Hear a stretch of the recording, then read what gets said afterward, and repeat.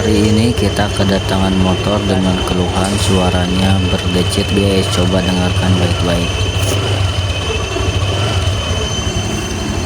Oke, langsung saja kita bongkar di bagian CVT nya guys. Nah,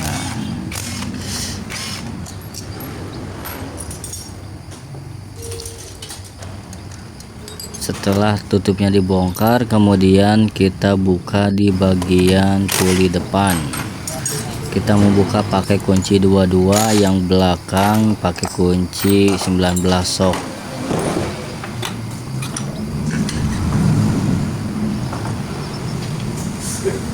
Nah, ini CVT nya juga kelihatan kotor guys, kayaknya jarang diservis. Untuk bagian roller sama rumah rollernya aman, panbelnya aman, lahar di bagian gardan aman. Kemudian kita bongkar bagian puli belakang.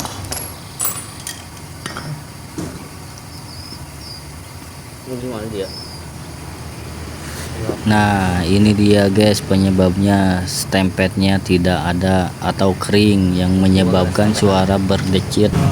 Nah, setelah dibongkar tutupnya ternyata benar saja guys, stempetnya itu kering, tidak ada. Untuk perawatan puli dianjurkan 1 tahun sekali atau 10.000 km guys. Oke, terima kasih.